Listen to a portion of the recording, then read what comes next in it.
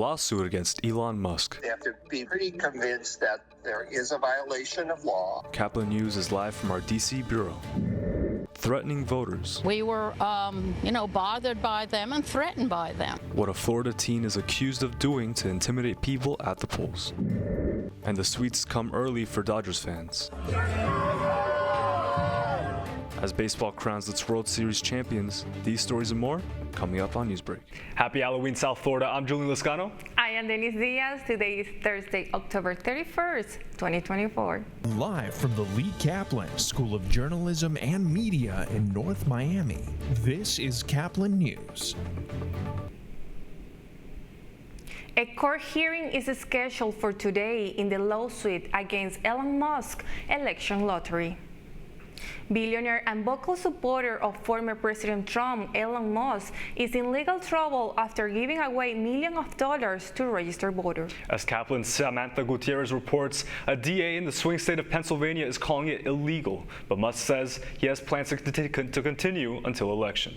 Elon Musk is 11 days into his $1 million giveaway, and today is the lawsuit hearing that might end this voter lottery that election experts and the Justice Department have warned might violate federal law. Musk and America PAC have given away $11 million since October 19th with two conditions.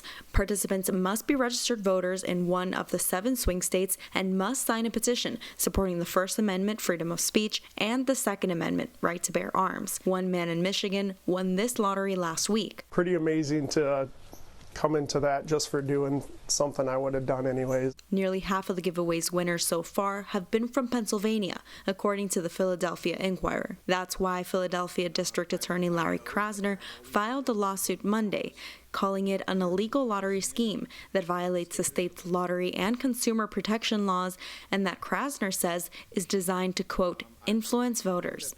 Krasner says Pennsylvania law requires that all lotteries be conducted by the state and that Musk's sweepstakes doesn't meet those guidelines. This after Democratic Senator Peter Welch and Richard Blumenthal sent a letter to Attorney General Merrick Garland, saying that Musk's Political Action Committee defined the DOJ's warning that the giveaway might violate federal election laws. Professor and legal expert Luis Caldera believes the Department of Justice will not likely prosecute. So they're in a period where they're going to be very cautious about bringing a lawsuit on these kinds of grounds. They have to be pretty convinced that there is a violation of law, that they could prove that violation of law, and that it would not, in some way impact the election. Following the lawsuit, Musk shared a post on X that claimed DA Krasner knows it's not illegal, but wants a leftist judge to stop it before Election Day. A Philadelphia judge moved the hearing from tomorrow to today because of threats of violence towards Krasner. Judge Angelo Foglietta also ordered that all parties must be present, meaning that Musk and a representative from America PAC are required to attend. Reporting from Washington, D.C., I'm Samantha Gutierrez for Caplin News. Paula Ramos and her father, Jorge Ramos, discussed her latest book, Defectors, which explores the unexpected shift of Latino voters towards far-right political ideologies. Caplin News reporter Gabriela Flores has more on the event. Latino voters have always been considered a reliable bloc for the Democratic Party. However, recent trends suggest the assumption may not be longer hold. Award-winning journalist Paola Ramos investigates in her book the reasons behind this shift.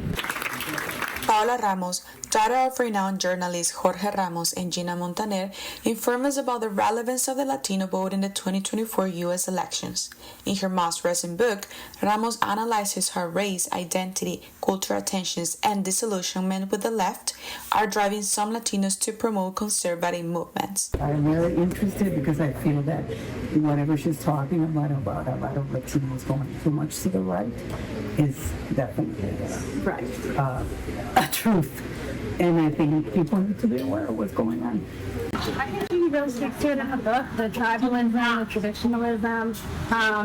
Hopefully it's not the case. I am a Latino voter that's not on the right, so I don't really see it in my family, but I hear about it. It came from trying to answer questions that I couldn't answer when I was in politics, right? And it was really challenging a lot of assumptions that I had in the Democratic Party. I think you can really answer those questions with truth and with quality and integrity inside, so we wanted to be outside to ask hard questions. Since 2020, Latino voters have increased to almost 4 million people, representing half of eligible voters nationwide, especially in important states such as Arizona, Nevada, Pennsylvania, and Georgia, which leads other parties to prioritize policies on immigration, healthcare, employment, and education. I think we have to remember 36 million Latinos are eligible to vote, 36 million.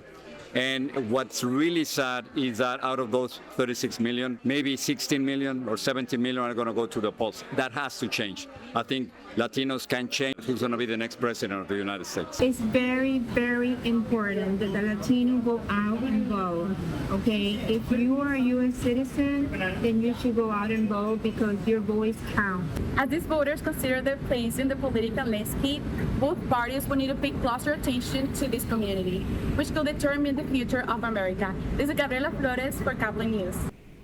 And a Florida teen faces charges for intimidating people at a polling place. Police arrested him on Tuesday after he brought a machete to an early voting location here in Jacksonville. As WFOX's Megan Moriarty reports, the weapon was used to intimidate Harris supporters. An 18-year-old is now facing felony charges after waving this machete around at a polling location in Neptune Beach in what witnesses say was an attempt to intimidate a group of Harris supporters. And the one boy was holding up his machete and another one was holding up a shovel. We were just demonstrating our values for the Harris campaign, and, we were, bothered by them and threatened by them. In this video, you can see the group of teenagers waving Trump flags. Police say Caleb Williams is the one holding the machete. The woman I spoke with is one of the victims listed in the police report who didn't want to show her face on camera after the incident, but agreed to tell us what happened. The 71-year-old says she and other women were outside the beach's branch library, standing in the designated area for volunteers and supporters. And eventually they made their way over to us, and we turned to them, and the one boy was actually waving the flag right in my face, and we weren't moving. And the next thing we know is they are holding a machete, cutting up a Harris Waltz sign, and they also had a shovel.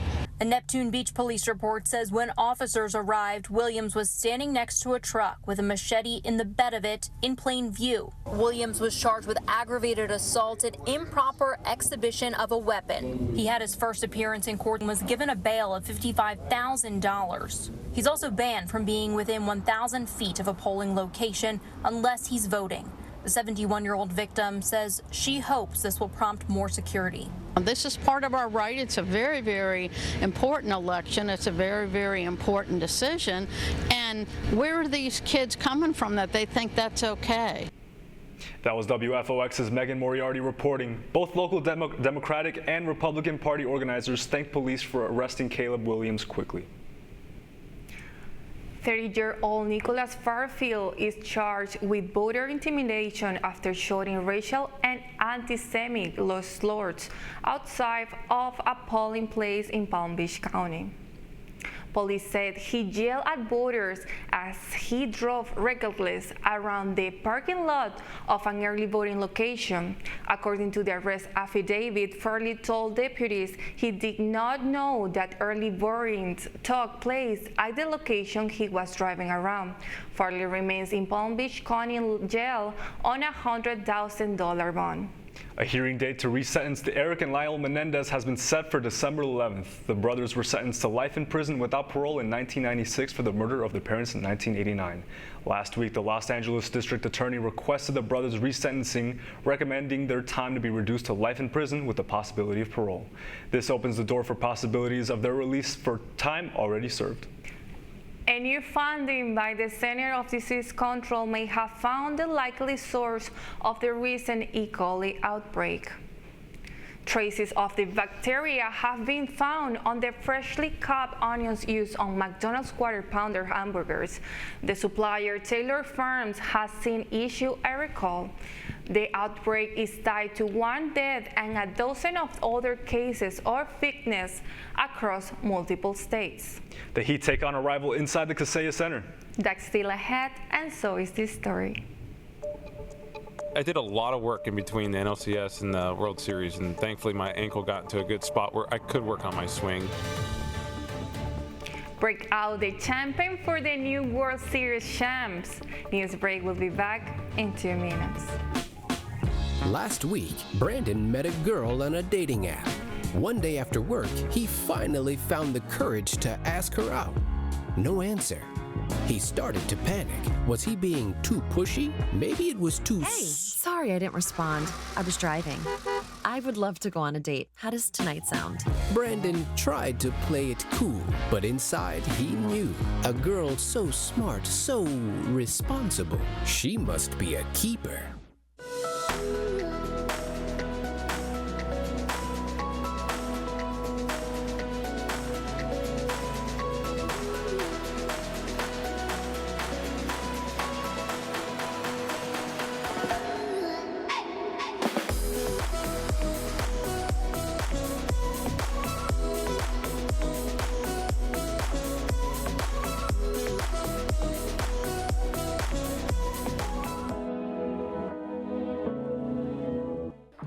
How do you know when you've made the right decision?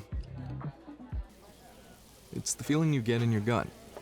The one that tells you what's right or wrong. It's the one that says, sure, I can have a drink. Or the feeling that says, okay, I've been drinking. Now what? It's the voice inside you that says, I'm buzzed. Better leave the car when it's time to go. Plan ahead. Catch a sober ride. Buzz driving is drunk driving. Every day, millions of people are connecting. And even though we're overcoming obstacles, watching each other's backs, and banding together, we should still make an effort. To get to know each other on a deeper level. Father, cosplayer, mentor, actor. It's time we take a step forward. Come together and discover how accepting our differences can make us stronger.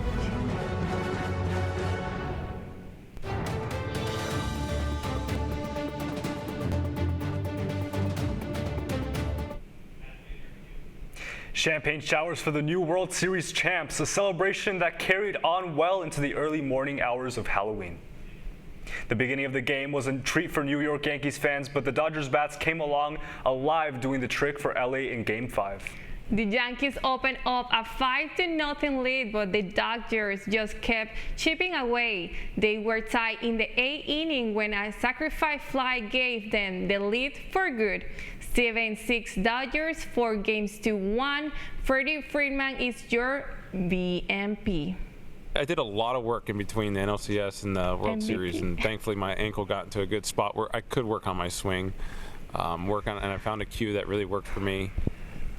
And I was able to slow things down. I mean, all you're trying to do is swing at strikes, take balls, and hit the mistakes. And thankfully, I was able to do that for 5 games. Celebrations with the trophy and champagne happening after the game and in the streets of Los Angeles, where there will be a parade in the coming days. Following 2 straight wins, the Heat look to get a streak going, but it doesn't end up the way that they planned. Tyler Hero balled out with 34 points, sinking in 8 of his 13 three-pointers and 12 of his 20 field goal attempts. However, the Knicks fired on all cylinders with Karl Anthony Towns scoring 44 points, pushing the Knicks ahead. The final score was Knicks 116, Heat 107. Miami will travel to Washington for their upcoming game against the Wizards this Saturday, November 2nd. You're watching Newsbreak, and we're coming right back.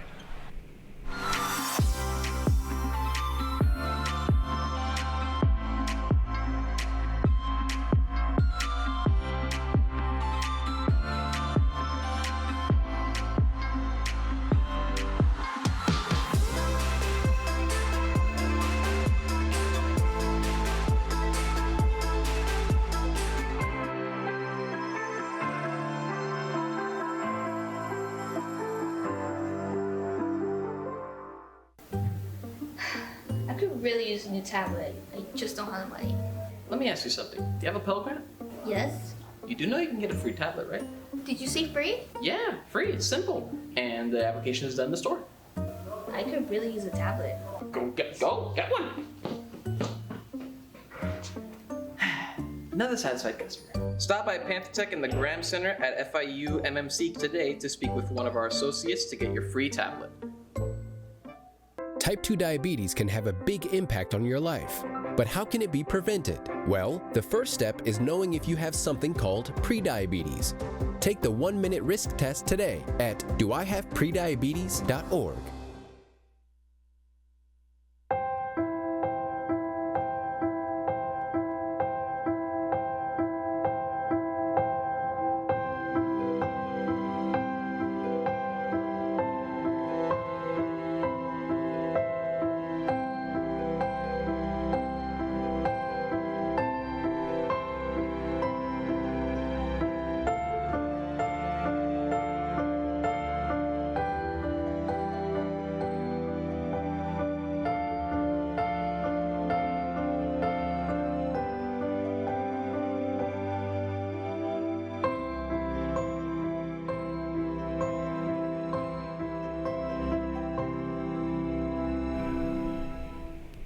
And you know, Jillian, this is the best time of the year, I think, so far. It is mine too. I mean, we get to dress up these characters and just have the most fun as we possibly have. Yeah, you're right. That's all the time we have for Newsbreak. I am Denise Diaz and also the Black Widow. And I'm Julian Lescano and also Jack Sparrow. Get more news anytime at caplinnews.fiu.edu.